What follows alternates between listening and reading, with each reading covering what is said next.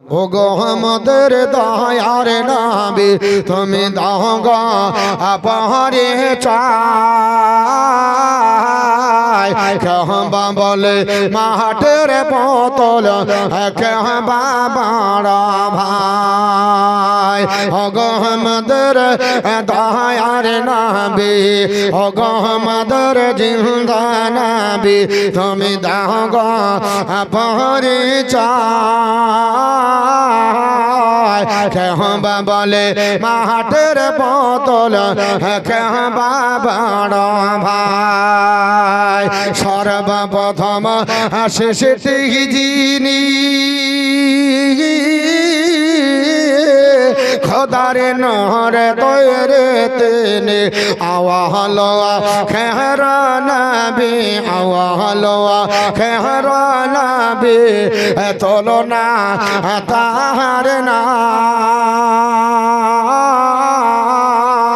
তুমি দাগ পড়ে চাই গো আমাদের দয়ার নবী তুমি দাগ পড়ে চাই কেহবা বলে মাঠের পাতল কেহবা বড় ভাই নবী বলেন ইয়া উম্মতি উম্মতি আল্লাহ বলেন না মাটি নহর বলে ডাকেন সদাই নহর বলে ডাকেন সদাই কোরআন পাকে কয় তুমি দাগ পরিচয় ও গো আমাদের দয়ার নবী তুমি দাগ পরিচয় কেহবা বলে মাঠের বোতল কেহবা বড় ভাই আল্লাহুম্মা সাল্লি আলা সাইয়্যিদিনা মাওলানা মুহাম্মদ ওয়া আলা সাইয়্যিদিনা মাওলানা মুহাম্মদ সাল্লাল্লাহু তাআলা আলাইহি ওয়াসাল্লাম বাপ তো নবী পাকের আপনার বলা হচ্ছে এই শান একাধিক শান হালিমার বাড়িতে ঘটবে একটু তাড়াতাড়ি পালিত পুত্র দুগ্ধ পোষ্য সন্তান যখন আপনার মোহাম্মদ আমার বাড়িতে ছিল জীবনে কোনোদিন তার আপনার দ্বারাতে আমি কোনোদিন প্রস্রাব পায়খানা আপনার বলে হাতে মুছিনি দোলনা কোনোদিন দোলাইনি কাজে কোনোদিন আমার ব্যাঘাত ঘরেনি আমার ছাগলগুলো চড়তে যেত আমার ছাগলগুলো টইটম্বর হয়ে যেত আমার ছাগলে আল্লাহ এত বরকত দিয়েছেন জীবনে কোনোদিন আমার বাড়িতে অভাব দেখতে পাইনি আমার বাড়িটা যেন আপনার রহমতে ভরে গেল চতুর্দিক থেকে উন্নতি যেন আমার আর উন্নতি হতে লাগলো হালিমা বলছে এই অবস্থায় নবীকে আপনার লালন পালন করতে করতে আমার যখন 2 বছর হয়ে গেল হালিমা বলছে আপনার 2 বছরের কথা করে নিয়ে আসা হয়ে চলো মুসলমান হালিমা তো সাদিয়া 2 বছর পরে মনে মনে চিন্তা করছেন আজকে নবীকে ফিরিয়ে দিতে হবে আমিনার কোলে যখন ফিরিয়ে দেব আমার রহমাতাল লিল আলামিন বুক থেকে চলে যাবে আমার বাড়ি থেকে রহমত চলে গেলে আমি আপনার বলে হাতে তিম হয়ে যাব হালিমা মনে মনে চিন্তা করছে আল্লাহ আমার আপনার রহমত চলে গেলে আমার বাড়িটা যেন মহাশূন্য হয়ে যাবে মনের অশান্তির দাবানল জ্বলতেছে কার সামনে প্রকাশ করবে প্রকাশ করার লোক নাই রাত্রি বেলায় গভীর আপনার চিন্তায় মগ্ন হয়ে আমার আল্লাহর কাছে যেন আপনার মনের কথাটা খুলে বলে আল্লাহ আমার আপনার মনের ইচ্ছা আমি আপনার যে যেন আপনার আমিনাকে বলি আমিনা আমাকে আরো একটা বছরের জন্য তোমার ছেলেকে দাও তাহলে আমার জীবনের সব আশা পূর্ণ হবে আবার হালিমা আবার চিন্তা করে নিজেকে প্রশ্ন করে হালিমা তুই লোভী যদি বলি তাহলে আমিনা হয়তো তোকে বলবে তোমার লোভ বেশি হয়তো আমিনার মধ্যে একটা খারাপ জন্মে যাবে ধারণা ওরে হালিমা তুই বলবি না তোর মনের কথা জানো আল্লাহ পাক আপনার আমিনার জবান দ্বারা প্রকাশ করে নাই জোরে বল সুবহানাল্লাহ হালিমা রাদিয়াল্লাহু করেন খা মনে মনে যা ভেবেছিলেন আপনার আল্লাহ তাই ঘটাবে মুসলমান। সকালবেলাতে আমার বিশ্ব নবীকে নিয়ে মক্কা মুআজ্জামার ধার দিতে যখন পৌঁছালেন, হযরতে আমিনার গৃহে যখন গেলেন, আমিনা আমি তোমার ছেলেকে নিয়ে এসেছি। আমিনা তুমি ছেলেকে আপনার বলে হাতে লালন পালন করো। আমি 2 বছরের জন্য নিয়ে গেছিলাম, আমার দায়িত্ব মিটে গেছে, আর আমি রাখবো না। হযরতে আমিনা হাত ধরে বলে, বোন হালিমা তোমাকে একটা কথা বলবো, রিকোয়েস্টটা মানবে? বলে কি? বলে আমাদের দেশে একটা মহামারী এসেছে, যেমন করোনা হলে বাড়ির বাইরে যাওয়া হতো না, এই আপনার বলে হচ্ছে মহামারী হলে বাড়ির বাইরে যাওয়া হতো না। আল্লাহর নবীও বলেছে, মুসলিম শরীফের হাদিস, বাবা নবী বলেছে যদি কোন দেশে মহামারী হয় ওই দেশের লোক যেন অন্য দেশে না যায়, আর যে দেশে মহামারী হবে ওই দেশে অন্য দেশের লোক যেন না ঢোকে। এটা মুসলিম শরীফের হাদিস বাবা, আল্লাহর নবী পবিত্র জবান দ্বারাতে বলে দিয়েছে। হালিমাকে আপনার হাত ধরে হযরতে আমিনা ডাক দিয়ে বলে, বোন রে আমি স্বামী হারা আপনার আমিনা, আমার সন্তান আপনার একটাই, আমার নূরের চেহারা আপনার প্রদীপ যখন দেখি, আমার মোহাম্মদের চেহারা যখন দেখি, আমি স্বামীর ব্যথা সব আপনার ভুলে যায়। বলে হালিমা আমার জীবনের শেষ সম্বল হলো আমার মোহাম্মদ, আমার ছেলের যদি কিছু হয়ে যায় আমি আপনার অসহায় হয়ে যাব, আমি আপনার পঙ্গু হয়ে যাব, আমার আপনার স্মৃতি শক্তি হারিয়ে যাবে। হালিমা তুমি একটা কাজ করো, এই মহামারীর জন্য আপনার বাচ্চা ছেলেরা রাত্রি বেলাতে স্তন মায়ের পান করে বিছানায় ঘুমিয়ে যায়, আর সকাল বেলাতে ডেড বডি তুলে কবরস্থ করতে হয়। হালিমা পারবে এই আমার মোহাম্মদকে আরো 2 বছরের জন্য নিয়ে যেতে, লালন পালন করে একটু দেবে, আমার জানো আপনার দুঃখ নিবারণ হয়। হালিমা বলছে, আল্লাহ আমি মনে মনে যেটা ভাবছিলাম ওটাই তুমি আমার ঘটিয়ে দিয়েছো। আল্লাহ আমার মনের আশা পূর্ণ হয়ে গেছে। আল্লাহ গো তোমার লাখ লাখ শুকরিয়া আদায় করি। হযরতে হালিমা তো সাদিয়া আমার নবীকে নিয়ে আবার আপনার আসলেন। আমার আপনার নবী হালিমার বাড়িতে লালিত পালিত বর্ধিত হতে লাগলেন। নবীর বয়স এক এক করতে করতে আমার নবীর বয়স 3.5 বছর হলো। আমার আপনার নবী একদিন হালিমা তো সাদিয়ার গলা ধরে ডাক দিয়ে বলেন, আম্মা জান আমি একটা কথা বলবো, দ্বিধা না করলে বলতে পারো। হালিমা বলছেন, বলো মোহাম্মদ, তোমাকে আমি জানের চাইতে বেশি ভালোবাসি, আমি তোমাকে প্রাণের চাইতে বেশি মহব্বত করি। বলো হালিমা তোমার বড় ছেলে জুমরা প্রতিদিন আপনার কোথায় যায়? সকালে সন্ধ্যা বেলায় ঘুরে আসে, কি ব্যাপার? তুমি কেন তাকে আপনার বাড়ির বাইরে রাখো? হালিমা বলে, মোহাম্মদ আমি আপনার বলা হয়েছে ছাগলের ব্যবসা করি, আমার ওই ছাগলের দায়িত্বটা আমার ছেলে প্রতিদিন করে। ছাগল চড়াতে যাই, সকাল বেলায় চলে যায় আর সন্ধ্যা বেলায় আসে, তার জন্য সে বাড়িতে থাকে না। হালিমা তুমি আমাকে বাড়িতে বসিয়ে রাখো, ওগো আমার দাইমা, আর তোমার ছেলে একাই ছাগল চড়াবে আর আমি বাড়িতে বসে খাবো, এটা হবে না। আমিও আমার ভাইয়ের সঙ্গে জুমরার সঙ্গে ছাগল চড়াতে যাবো। জোরে বলুন সুবহানাল্লাহ। হালিমা থরথর করে কাঁপছে, না মোহাম্মদ তোমাকে আমি ছাগল চড়াতে দেব না, কারণ এই ভালো জানে যে ইহুদিরা ষড়যন্ত্র করছে, তোমাকে একাই পেলে মেরে দিবে। হালিমা তো বলছে, আমি আপনার আমিনার কাছে প্রতিজ্ঞাবদ্ধ হয়েছি, এই ছেলের দায়িত্ব আমার কাছে কোনো যেন ক্ষতি না হয়। হালিমা আমি পাঠাতে পারবো না, এটা হালিমার ধারণা। নবী বললেন, যদি মা না পাঠাও তাহলে আমি বড় দুঃখ পাবো, আমি তোমাকে বলছি আমাকে পাঠাতে হবে, আমি বসে বসে খাবো না, আমিও ছাগল চড়িয়ে আনন্দ উপলব্ধি করব। হালিমার ছেলে আসলো সন্ধ্যাবেলাতে, সারাদিন ক্লান্ত শরীর, জুমরার সঙ্গে নবীজি আলাপে বসে গেলেন। নবী বলছেন, জুমরা ভাইজান আপনি প্রতিদিন ছাগল চড়াতে যান তাই না? বলে হ্যাঁ। খুব ক্লান্ত হন? বলে হ্যাঁ। ভাই আপনি একা তো কষ্ট করেন, আমাকে একটু শেয়ার করলে হয় না? আমিও যাব। জুমরা বলছে, আমারও মন চাই তুমি যাবে, কিন্তু আমার মা তোমাকে পাঠাতে রাজি নয়, তোমাকে কোনোদিন চাই না। বলছে, শোনো তুমি আর আমি যুক্তি করে যদি মাকে একটু বলি শুনে নেবে, মা আমাদের বাধ্য হবে। জুমরা বলছে শোনো, আমরা পেটের ছেলে, তুমি হলো পালিত পুত্র, কিন্তু আমার চাইতে তোমার প্রতি মহব্বত বেশি মায়ের, তোমাকে ছাড়া কিছুই বুঝে না। বলছে শোনো, তোমাকে একটা কাজ করতে হবে। বলে কি?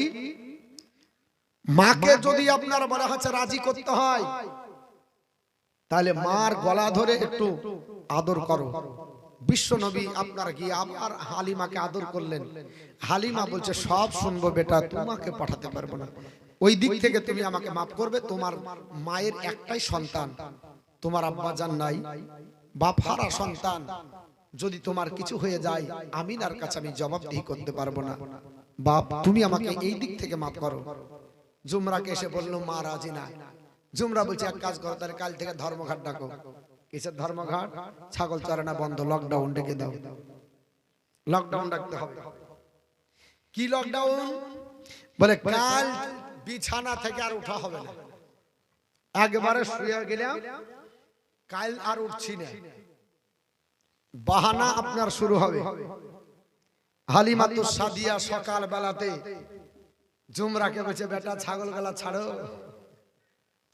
নেটওয়ার্ক আপনার বলে হচ্ছে বন্ধ, কোনো মেসেজ ঢুকছে না, একটা কথা নাই। হালিমা বলছে ব্যাপার কি, কথা বলে না কেন? তো বলছে শোনো, তোমার পালিত পুত্র মোহাম্মদ প্রতিদিন বাড়িতে বসে থাকবে, আর আমি ছাগল চড়াতে যাবো, ও কাজ আমি করবো না। এ দেখো পাশের খুঁটিয়ায় বেঁধেছি, ছাগল চড়াবা কি চড়াবা না, রাখবা কি বেচবে থাকলো, ও যেভাবে খাচ্ছে আমি ওইভাবে শুয়ে শুয়ে কাটাবো, অতএব আমি আর যাচ্ছি। হালিমা তো সাদিয়া বলছে এই তো আমাকে বলেছে, আর ঠিক রাত্রে গল্প করে নিজে আপনার বলে হচ্ছে ওরা সাজিয়া কুজিয়ে একেবারে ইতিহাস আপনার ধারাপাত পড়িয়ে এসেছে। দেখবেন কিছু মানুষ যদি কোনো কাজ না শুনে তো একটু ইশারাই বোঝায়, হ্যাঁ ইশারাই বোঝায় না। অনেক ছেলে আছে বিয়ে করার ইচ্ছা, তার বাপকে বলতে পারছে না, তার ব্যবহার দেখবেন বোঝা যায়। ও আপনার বলে হচ্ছে এদিক ওদিক করে, তারপরে কি করে বন্ধুদের সাথে ঘোরে, তারপরে কি করে বাপ কথা বলে উল্টা উল্টা বলে, যা বলে ওকে ভালো লাগে না, চাচা যা বলে তাই ভালো লাগে, চাচা যেটা বলে সেটাই ভালো লাগে, বাপের কথা ভালো লাগে না, খুব ছটপট করে। আবার মাঝে মাঝে কাউকে ভূতেও ধরে, ভূতে ধরেছে যে কি হয়েছে রে, ভূতে ধরেছে, আলগা হয়েছে। যুবককে কোনোদিন ভূতে ধরে? আসলে ওকে পাক্কা মনের ভূতে ধরেছে, বিয়ে করার ইচ্ছা। একটা গল্প আছে, একটা ছেলে বিয়ে করলে তার বাপকে ভুলতে পারছে না, প্রতিদিন হাল বেহালে, প্রত্যেক দিন হাল বাহে, চিন্তা করছে কি করিয়া বলি, কি করিয়া বলি, সারা জীবন হাল বেহা বেহা কলিজা আপনার কানা হয়ে গেল, আর আমার বয়সের দিকে তাকায় না, আমাকে তো সেই আপনার বলা হচ্ছে বুড়ো করবে। তো চিন্তা ভাবনা করে বন্ধুদের সঙ্গে যুক্তি করে এসে রাত্রে ঘুমাইছে, আর উঠছে না। সকাল বেলায় গরুকে চারা দিয়ে আর বাপ বলছে বেটা, ও বেটা হাল বাহিতে যাবা না? তো জোর করে বেছে না, চিল্লায় না বেশি, খুব আপনার হুঁশিয়ার। আর বাপ বলছে কি হয়েছে রে? তো বলছে তোমার তো হুঁশ নাই, হাল বাহিতে গেলে পায়ের কি অবস্থা হয় জানো তো? আগে আপনার বলে হচ্ছে হাল বাহিতে গেলে কাতি মাসে পায়ের আপনার কি হতো, পাটের খুঁজ লাগতো, এখন আর তার হাল নাই, ট্রাক্টরে যত বড়ই খোঁজ হোক সব আপনার গুটিয়ে দিবে। তো আপনার বলে হচ্ছে লেগেছে হয়তো। মা বলছে তাই যে বেটা আমার সারা জীবন ধরে হাল বাহি, আর তুমি শুধু আপনার বলে হচ্ছে সকাল বেলায় গরুকে চারা দিয়ে হুড়িয়ে তুলে পাঠিয়ে দাও, হতে পারে ছেলেকে আর রেস্ট দাও। বাপ বলছে হতেও পারে, রেস্ট দিয়েছে। তারপরের দিন আবার গরুকে চারা দিয়ে তো ইয়ার করে নামাজ পড়ে এসে বলছে বেটা, ও বেটা যাও আজকে। এখন আবার ওই একই ভাষা জিজ্ঞেস করছে কি হয়েছে রে? তো বলছে কি আজকে হাঁটুতে লাগছে, পা থেকে হাঁটুতে ব্যথা উঠলো। হতেও পারে পায়ের বিষ হাঁটুতে, অনেক সময় হাত কাটলে কি হয় বাঘি উঠে না, বা আপনার হতে পারে। মা বলছে তাই যে হতেই পারে, দুপান ওষুধ দাও, হইলো। আবার তারপর দিন দিচ্ছে ওই গরুকে রেডি করে, আবার বলছে যা, তখন বলছে আজ মাজাই লাগছে। করতে করতে 4 দিনকার দিন বলছে বুকে লাগছে। আর বাপ বলছে হ্যাঁ রে, তোর প্রথম দিন পায়ে খুঁজ লাগলো, দ্বিতীয় দিন তোর পায়ে আপনার হাঁটুতে ব্যথা হলো, আর তৃতীয় দিন তোর কোমরে, আজ বুকে, তোর ব্যাপার কি, বিয়ে করবে নাকি? তো বলছে তোমাকে মারা করেছে নাকি? বলতে তো পারছে না, বলছে তোমাকে মানা করেছে নাকি? তো বাপ এরকম আপনার আকার ইঙ্গিতে অনেক কিছু হয়, আপনার ভাষায় প্রকাশ না করলে ব্যবহারে বোঝা যায়। এরকম আপনার বলা হয়েছে অনেক, আপনার বলা হয়েছে বানাওয়াট গল্প পাওয়া যায়। তো বাপ আল্লাহ রাসূল সাল্লাল্লাহু আলাইহি ওয়াসাল্লামের আপনার বলা হয়েছে সঙ্গে ছাগল চড়াতে যাবে, রাজি হলো তোমরা যখনই এক নিয়ে যাবে। কিন্তু আমার মোহাম্মদ খুব সুন্দর চেহারার অধিকারী, পূর্ণিমার চাঁদ অপেক্ষা সুন্দর। আমি জীবনে কোনোদিন তাকে ছায়া, রোদের ওপরে ছায়া পড়তে দেখিনি, নবীর কোনোদিন ছায়া পড়েনি। অনেক হাদিস আছে, বলার সময় নাই, আমি একটু আগিয়ে যাই। তো ছায়া পড়েনি। হালিমা বলে আমি যখন আমার মোহাম্মদকে নিয়ে থাকতাম দেখতাম যে আকাশের সূর্য যেন তার উপর আপনার বলা হচ্ছে পড়তো না, সঙ্গে সঙ্গে মেঘ এসে যেত। তো বেটা যখন ফাঁকা ময়দানে যাবি, যদি রোদের কিরণ লাগে এবং পিপাসা লাগলে কি দিবে, খাওয়াবে কোথায়, বসাবে কোথায়? হালিমার ছেলে জুমরা যেটা বলেছিল আপনার গজলের ছন্দে কবিতাই বলছে, মা তোর মস্ত ভাগে দে না মাগো সঙ্গে নিয়ে যা, আরে মোদের সাথে মেশি চড়াতে মাগো জঙ্গলে ভাই নাই। মা তোর মস্ত ভাগে দে না মাগো সঙ্গে নিয়ে যায়, আর মোদের সাথে মেশি চড়াতে মাগো জঙ্গলে ভাই নাই। খেতে দেব খরমা খেজুর খোদা যদি পায়, আর ধুমবার দুধ দুহে মাগো দিব পিপাসায়। মা তোর মস্ত ভাগে দে না মাগো সঙ্গে নিয়ে যায়, আর মোদের সাথে মেশি চড়াতে মাগো জঙ্গলে ভাই নাই। বাবলা বানারে ছায়ার তরে বসতে দেব ঘিরে, আর খেজুর পাতার তাজ বানিয়ে মাগো পরিয়ে দে বসিরে। আর সে যে মোদের বাদশা সেজে, আরে সে যে মোদের বাদশা হয় মাগো করবে মা বাদশা। মা তোর মস্ত ভাগে দে না মাগো সঙ্গে নিয়ে যায়, আর মোদের সাথে মেশি চড়াতে মাগো জঙ্গলে ভাই নাই। মা তোর মস্ত ভাগে দে না মাগো সঙ্গে নিয়ে যায়। তো ভাই 10টা চেয়েছিলাম 2000 করে, হয়েছে ওই 6টায়। মেয়েদের 11টা হচ্ছে 500 করে, আর 9টা কে লেসবে জান আবা ঘরে। আরে গাছে আম যতই পাকা ঝরো, আধ ঘন্টা পর আবার লড়াবেন, আবার পাবে নাকি? সময় যত যাবে তত আপনার গলবে, মন আপনার বলা হয়েছে ইচ্ছা করবে, চাহিদা হবে। তো 11 জন হয়েছে। মা বোনদের ভিতরে 500 টাকা ইনশাল্লাহ, আপনাদের ভিতরে আপনার 20 জন হবে, এটা আমার বিশ্বাস। কারণ যেখানে যাই চাহি মানুষ সাড়া দেয়, মা বোনরা সাড়া দেয়, আপনারাও দিবেন। আর 4 জন ব্যক্তি একটু চট জলদি দেন না, মাত্র 4 জন 500 টাকা, এই 2000 করে একটু নিয়ে দোয়া করবো, আবার আপনার বক্তৃতা আগাবো, একটু একটু করে বলবো আর আপনার আগাবো। আপনারা দিতে থাকেন আর আমিও বলতে থাকি, কারণ কুছ পানে কে লিয়ে কুছ খোনায় পড়েগা, তাই না? কিছু পাওয়ার জন্য কিছু দিতে হবে। আর আমি যদি শুধু চেয়ে যাই তাহলে বক্তৃতা আগানো যাবে না। এর জন্য আমিও বলতে থাকবো আর আপনারা দিতে থাকবেন। মসজিদের উন্নতি কল্পে যেহেতু জালসা, আমি অনেক জায়গাতে আদায় করতে যাই না। কেন? আদায় করতে গেলে বক্তৃতার আপনার ঘাটতি হয়। কিন্তু আগেই বলেছি যেহেতু মানে জীবনী জালসা, আর আমি ছাড়া আদায়ের বক্তা তো আর লেইনি। এর জন্য আমাকে সব করতে হবে, মানে হাল বাহিতে হবে, আমাকে চাষ দিতে হবে, আমাকে লাস্টে ধান পুঁতিয়া কেটে মেরে আপনাকে চাল করে বাড়িতে রান্না করে খাইয়ে যেতে হবে। অনেক কিছু দায়িত্ব দিয়েছে কমিটির লোক, অতএব এই সমস্ত দায়িত্বগুলো পালন করতে হবে। তার জন্য আগে বেশি বাড়তে পারছি না, তবে আপনারা যদি সাড়া দেন, আপনারা যদি নিজের চাহিদা বাড়ান যে না আপনি হুজুর বলতে থাকেন আর আমরা দিতে থাকি, তাহলে আমার ব্রেক হবে না। আমি আপনাদের কাছে বলতে থাকবো আর বক্তৃতা চলতে থাকবে। একটু আপনার বলা আছে আর 4 জন ব্যক্তি মাত্র 500 টাকা করে, যারা ব্যাজবালা কই দেখি কমিটির ছেলেরা একটু তাড়াতাড়ি আসেন। এবং আমার আব্বাজান ভাইজানরা যারা আপনার বলা আছে আল্লাহর ঘর মসজিদকে দিব বলে বাড়ি নিয়ত করেছে, বাড়ি থেকে আমি আপনাদের বলি একটু তাড়াতাড়ি আসুন।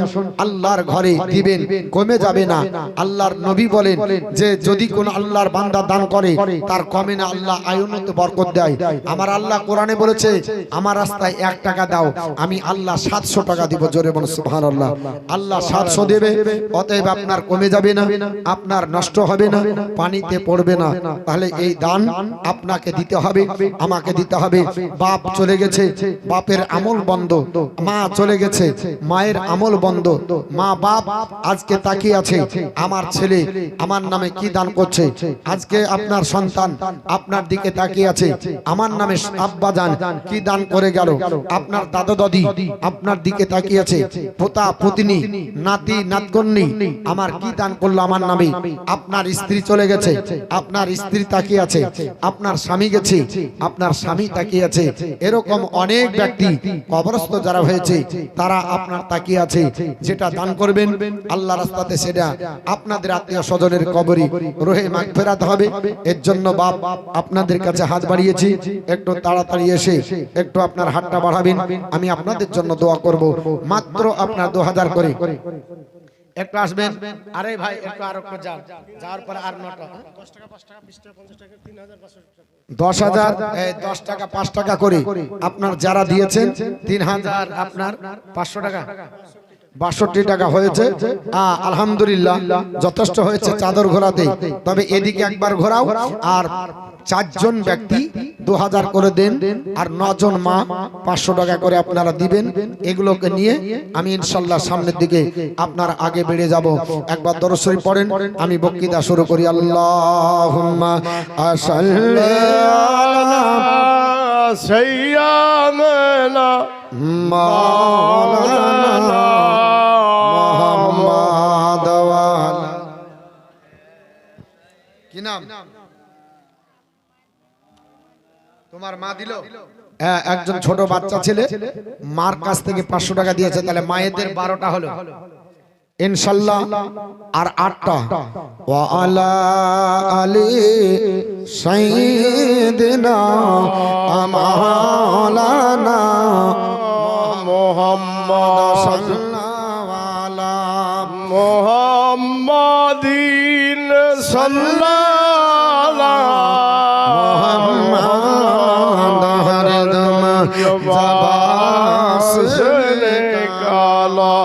পাক নামে মোহাম্মদ হরদম জবান শফিআনা মুহাম্মদ সাল্লাল্লাহু তাআলা আলাইহি ওয়াসাল্লাম। মুসলমান ও বাবারা আপনাদের কাছে বলি, আল্লাহর নবীর আপনার বলে হয়েছে আপনার ভাই জুমরা আপনার বলল বলে হালিমা চিন্তা করতে হবে না, আমরা খেজুরের পাতার তাল পাতার বানিয়ে চাঁদ আপনার তাজ বানিয়ে দেব, বকরির দুগ্ধ দহন করে পান করে দেব।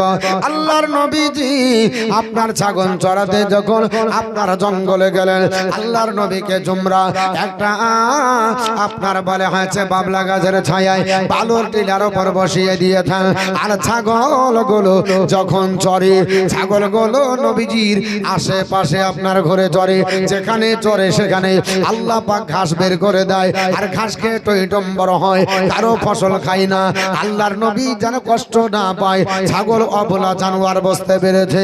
ওইদিকে আপনার জঙ্গলের ভিতরে বাঘের আপনার সন্ধান হয়ে গেল, বাঘ সুগন্ধ পেয়ে গেছে।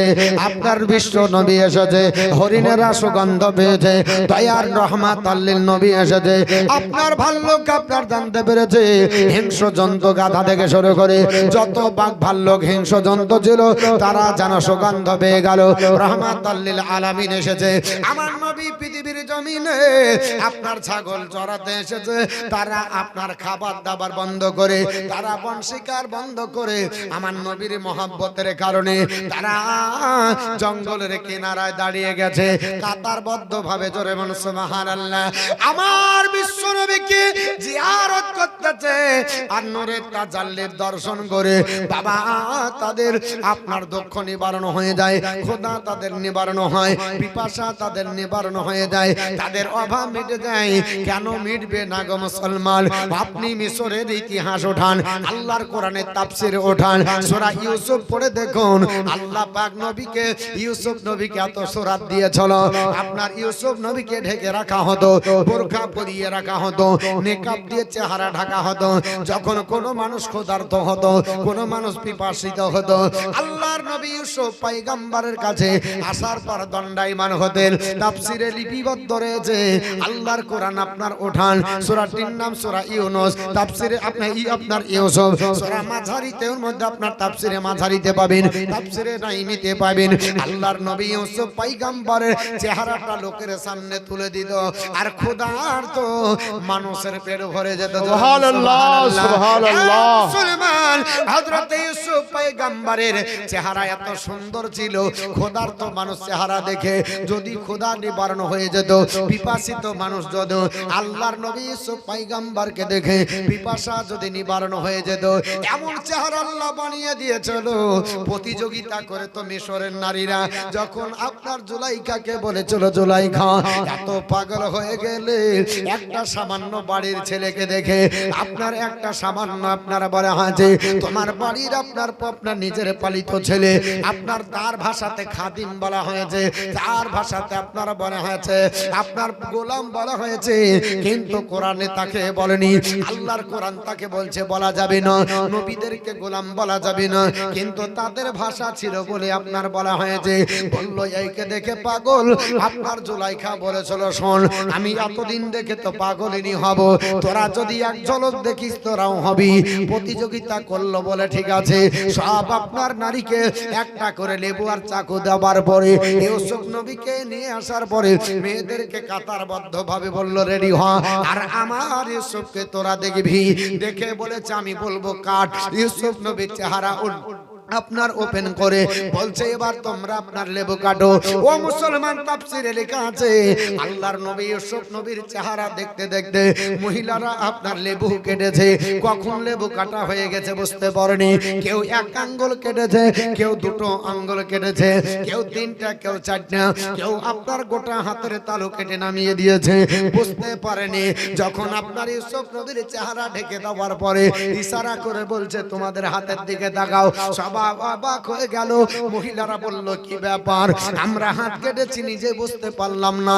ওগো মুসলমান বলার উদ্দেশ্য হলো পৃথিবীর যদি আপনার বলা হচ্ছে রূপের বাদশা আমার আল্লাহ পাক ইউসুফ নবীকে এই চেহারা দিয়ে যদি আপনার মিশরের নারীরা হাত কাটে বুঝতে না পারে, মা হযরত আয়েশা বলেন ও জগৎবাসীরা শুনে রেখে দাও, আমার আল্লাহ পাক আমার নবীকে এত সুরাত দিয়েছিল, এত চেহারা দিয়েছিল, নবীর সুরাত যদি কেউ দেখতে পেত মিশরের নারীরা ইউসুফ নবীর চেহারা দেখে হাত কেটেছিল, আমার নবীর চেহারা দেখলে কলিজা কেটে দিত। জোরে বলুন সুবহানাল্লাহ সুবহানাল্লাহ। জগৎবাসীরা আমার নবী এত সুন্দর, আমার বাড়িতে নবী আমার থাকতেন, নবী মুচকি হাসি দিতেন, আমার অন্ধকার ঘর গোটা নূরে ভরে যেত। আমি ঘটনা আমার আপনার বাড়িতে আপনারা বলা হয়েছে ওই আমি সেলাই করতেছিলাম কাঁথা, আমার কাঁথা আপনার সেলাই করতে করতে আমার সইটা হারিয়ে গেল, অন্ধকারে খুঁজে পাই না।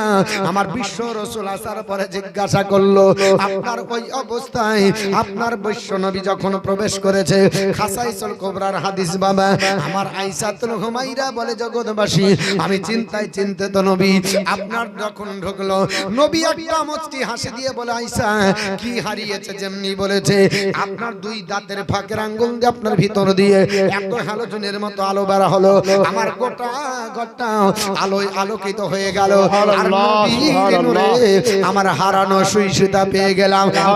সুবহানাল্লাহ।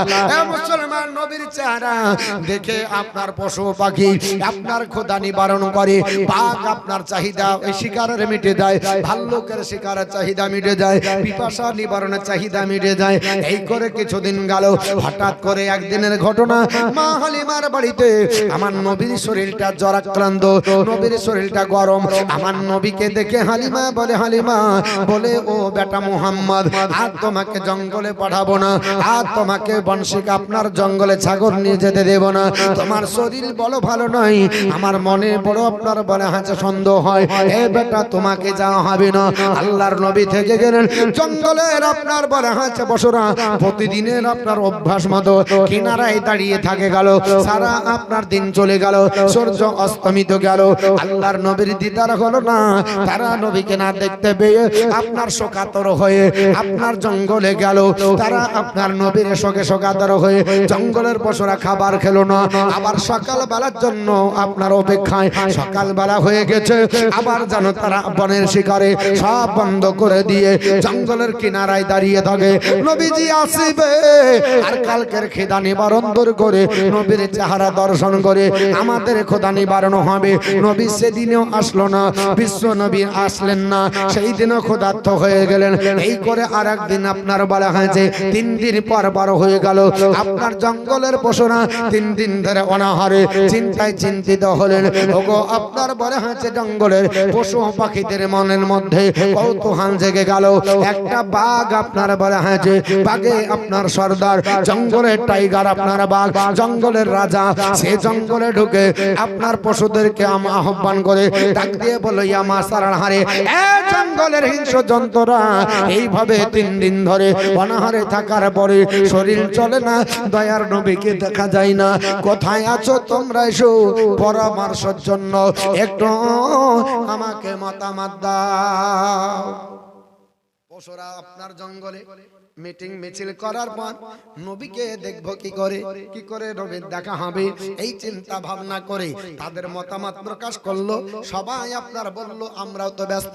একজনা আপনার বলা হয়েছে, ওই আপনার ভিতরে একটা বাঘ বলল, শোনো, হালিমার একটা হিষ্টপিষ্ট ছাগল আছে, বলিষ্ঠ ছাগল আছে, যে ছাগলটাকে নিয়ে হালিমার স্বপ্ন দেখে, এটাকে লালন পালন করবে, এটাকে বড় করবে, এটাকে বিক্রি করে অনেক স্বপ্নের কিছু হবে, এই স্বপ্ন ভেঙে দিতে হবে, ছাগল ছাগলটাকে ধরে বন্দী করতে হবে। নিশ্চয়ই নবী ছাগল ছাড়ানোর বাহানায় জঙ্গলে চলে আসবে। আর 3 দিনের আপনার বলা হয়েছে না দেখার ব্যথা সব আমরা একবার দেখে মিটিয়ে নিয়ে কলিজা ঠান্ডা করব, এই চিন্তা ভাবনা নিয়ে ছাগল আপনার বলা হয়েছে জুমরা জড়াই গাপ করে আপনার বলা হয়েছে একটা ছাগল আপনার হিষ্টপিষ্ট ওই বলিষ্ঠ ছাগলটাকে আপনার বাঘ ধরে নিয়ে চলে গেল। আপনার খেলো না মুসলমান, বাঘ আপনার খেতে পাবে না। বাঘের জন্য আল্লাহ পাক হযরতে হালিমার বাড়ির ছাগলকে খাওয়া হারাম করেছে। সুবহানাল্লাহ। খেতে পাবে না, ছাগল ধরে নিয়ে গেছে হালিমা তো সাদিয়া।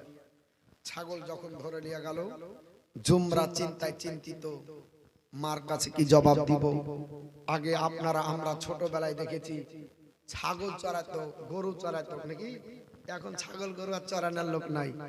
আর মাঠ রাখাল থাকতো, কাকে বলতো মাঠ রাখা। একজন লোককে গোটা গ্রামের মানুষ পাঞ্জা দিত যে তুমি থাকো জোগাবে, কেউ যেন ফসল না খায়, গম ধান ইটা সিটা। তো মাঠ রাখাল যদি ধরে লেয় ওই ছেলেটা কান্না করতো, মানে এদিকে ছাগলের অত্যাচার পুড়ে আছে, তারপর ছাগল ধরেছে, তারপরে মায়ের কাছে গেলে আবার কুটনি খাবে। কেন কি করছিলি, তোকে পাঠালছি কি করতে, কি করে ধরলো, এক অত্যাচার। হালিমার আপনার ছেলে চোখের পানি ছেড়ে কাঁদে, মা আমাকে মারবে, মা আমাকে প্রহার করবে, কি করে মায়ের কাছে যাব, চিন্তায় চিন্তিত। কিন্তু যদি না যাই ছাগল খেয়ে নিয়েছে, জবাবদিহি করা যাবে না। সন্ধ্যায় আপনার এক পা দুপা করে হালিমার ছেলে জমরা গেল, হালিমার দরজার কাছে আর ঢোকে না, ছাগল না বাঁধে ফেটে কান্না করে। হালিমা আপনার বেরিয়ে আসলো, বলল বেটা কাঁদো কেন, বলে আম্মা জান আমাদের সেই হিষ্টপিষ্ট বলিষ্ঠ ছাগলটাকে আজ আপনার বাগে খেয়ে নিয়েছে। হালিমা তো সাদিয়া বলল, ওগো স্বামী হারি, আর ছাগল যদি বাঘে খেয়ে নেয় আমাদের স্বপ্নটা আর পূর্ণ হবে না, ওটাই আমাদের আশা। চলেন তাড়াতাড়ি যাই, ছাগলকে ছুটিয়ে আনতে হবে। এই বলে আপনার দৌড়াতে আরম্ভ করবে। আল্লাহর নবী জানতে পারলো বিশ্ব নবী হুজরা মুবারকে ঘুমিয়ে আরাম করে। আমার নবী বলছে না না, আমি যে বাড়িতে থাকবো হালিমা আর তোমার ছাগল খাবে, এটা বাঘের সাহস আমার আল্লাহ দেয়নি। এই হালিমা কোথায় যাবে বলে আমার ছাগল খেয়েছে। হালিমা ওগো জননী, তুমি একটু বাড়িতে বসো, ছাগল খাবে, বাঘের কোনোদিন স্পর্ধা হতে পারে না। আমার ছাগলকে আল্লাহ বাঘকে পাহারাদার বানিয়েছে। হালিমা বলে বেটা মুহাম্মদ তুমি যাবে না, কারণ তুমি হলে আমার আপনার আদরের সন্তান, তোমাকে জান থেকে বেশি ভালোবাসি, অতএব তুমি জ্বরাক্রান্ত শরীরে যাবে না। আমার নবী বললেন না মা হালিমা, তোমাদের দ্বারা ছাগল উদ্ধার হবে না। নবী দৌড়তে লাগলেন, হালিমা বলে পলকের মধ্যে তিনি হারিয়ে গেলেন। আমরা ধরতে পারলাম না, কোন দিক দিয়ে গেল বুঝতে পারলাম না। দ্রুত গতিতে বিশ্ব নবী জঙ্গলে আসে ঢুকে পাহাড়ের উপর দাঁড়িয়ে গেলেন। পাহাড়ের চূড়ায় দাঁড়িয়ে বলছে ওরে বন জঙ্গলের হিংস্র জন্তু বাঘ ভাল্লুক, ওরে আপনার বারে হয়েছে হিংস্র জন্তু গাধা থেকে শুরু করে তোরা যারা মিটিং মিছিল করে আমার আপনার বারে হয়েছে হালিমার ছাগল ধরেছিস কোথায় বল। এই বলতে নাই আপনার বাঘের কাতারে বাঘ বলা বলি করতে লাগলো। ও আপনার বাঘ শোনো, আল্লাহর নবী ডেকেছে চলো। ভাল্লুকের কাতারে ভাল্লুক বলা বলি করতে লাগলো চলো। দয়ার নবী ডেকেছে, যদি নবী নারাজ হয়ে যায় আল্লাহর দরবারে জবাবদিহি করা যাবে না। বাঘের কাতারে বাঘ আসতে লাগলো, ভাল্লুকের কাতারে ভাল্লুক, গাধার কাতারে গাধা, আপনার হিংস্র জন্তু মহিষের কাতারে মহিষ, এইরকম সবাই আপনার বারে আছে কাতারবদ্ধ ভাবে আসে। আর যে বাঘটা ধরে চলো ছাগল মুখে করে আদর করে আপনার নিয়ে এসে নবীর কদমে ছাগলটাকে রেখে দিয়ে আপনার বারে আছে চোখের বাণী ছেড়ে দুই হাতটাকে স্যালুট করে জানিয়ে আপনার জবান খুলে জানো বলে আমার আল্লাহর কাছে দোয়া করে আল্লাহ পাক জবান খুলে দাও, আমাদের মনের বাসনা পুণ্যের জন্য নবীর সঙ্গে কথা বলি। আল্লাহ জবান খুলে দিলেন। ও পাক ডাক দিয়ে বলে না ইয়া রাসূলুল্লাহ ইয়া হাবিবাল্লাহ, নবী গো আপনারা আমরা আমাকে আপনি আমাদেরকে ক্ষমা করবেন, আমরা বাঘা আমরা বাঘ, আল্লাহ পাক আমাদের টাইগার বানিয়েছে, জঙ্গলের আমরা রাজা, আমরা ছাগল খাই, আমরা গরু খাই, আমরা মহিষ খাই, হরিণ খাই, যাকে পাই তাকে ধরে খাই, মানুষ আপনার পালে ছেড়ে দিই না। পৃথিবীর জমিনে ইয়া রাসূলুল্লাহ সব ধরে খায়, কিন্তু ইয়া রাসূলুল্লাহ আপনার ছাগলকে খাওয়া আমাদের জন্য হারাম। ছাগল যদি খেতাম এতক্ষণ সব শেষ হয়ে যেত। ওগো আল্লাহর হাবিব আমরা খেতে পারবো না, তবে কেন ধরেছিলে? বাঘ বলে ইয়া রাসূলুল্লাহ আপনি যেদিন থেকে এই জঙ্গলে ছাগল নিয়ে আসেন আপনার নুরানি চেহারা আমরা দর্শন করে আমাদের পিপাসা নিবারণ হয়, ক্ষুধা নিবারণ হয়, শিকার বন্ধ করে আপনাকে দেখতে থাকি। কিন্তু 3 দিন না আসার কারণে 3 দিন ধরে ক্ষুধার্ত পিপাসায় আমরা কাতর, তাই যুক্তি করে আপনাকে দেখার বাহানায় ছাগল ধরেছি।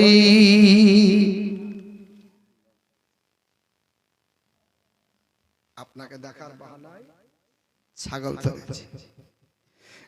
নবী গো ডাকো মদিনা, মাদানী মদিনার আকা, নবী গো ডাকো মদিনা, মাদানী মদিনার আকা, আমায়ার দূরে রেখো না মাদানী মদিনার আকা। হালিমা তোমার ওই দেখার তার, হালিমার ছাগল নিল বাঘ, আরে তোমার ওই দেখার তার, হালিমার ছাগল নিল বাঘ, তোমার ওই দেখার বাহানা, তোমার ওই দেখার বাহানা, মাদানী মদিনার আকা, নবী গো ডাকো মদিনা, মাদানী মদিনার আকা। অনেক আপনার কথা তো ছাগল নবীজি আপনার নিয়ে হালিমার কাছে এসে অবাক